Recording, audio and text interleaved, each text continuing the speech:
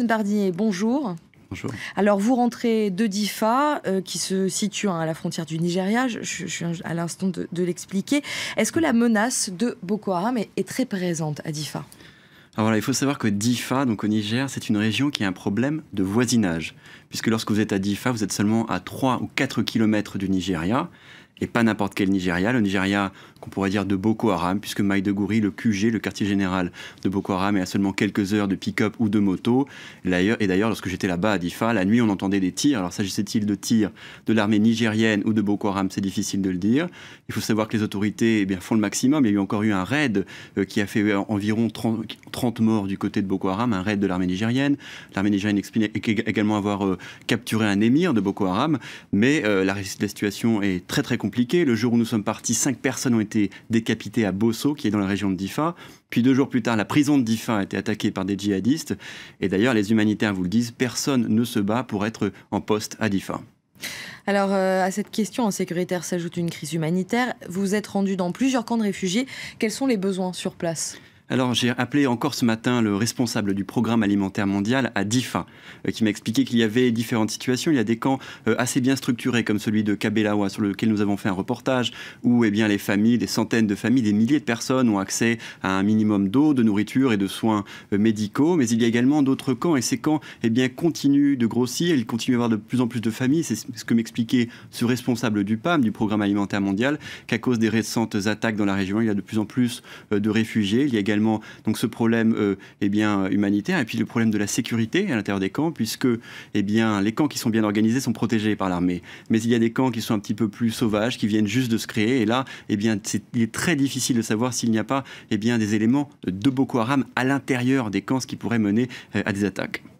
Alors, vous êtes également rendu dans une autre ville du sud du Niger, Zinder, où il y a eu des émeutes anti-Charlie Hebdo 6 mois après. Est-ce qu'on sait ce qui a provoqué ces émeutes ? Voilà, donc des émeutes qui ont fait plusieurs morts, des églises qui ont été détruites, un centre culturel. Et il y a un consensus. Ce serait une interview qui a été réalisée au micro de France 24 avec le président du Niger. Je vous propose d'en écouter un extrait. Je suis venu à Paris pour dire comme des millions et des millions d'hommes dans le monde qui sont attachés à la liberté, je suis venu pour dire que je suis moi aussi Charlie Hebdo.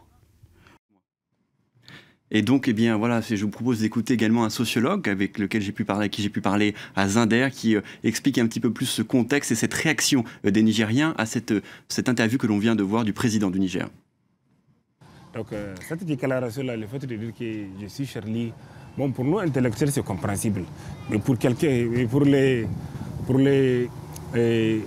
gens qui ont une autre conception peut-être rigoureuse de l'islam, je crois que ça, c'est pas tolérable. 6 mois plus tard, est-ce qu'on a pu reconstruire les lieux détruits par les émeutes ? Alors j'ai pu me rendre sur place dans des églises catholiques, protestantes, également au centre culturel.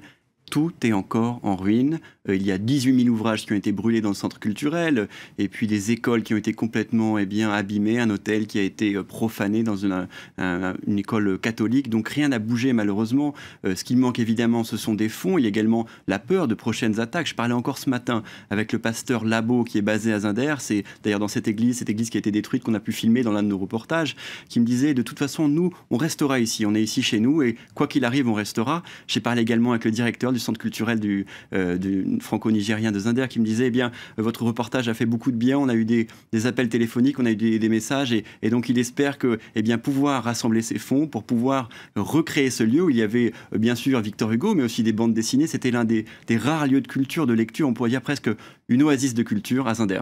On a vu d'ailleurs les images de votre reportage juste derrière vous.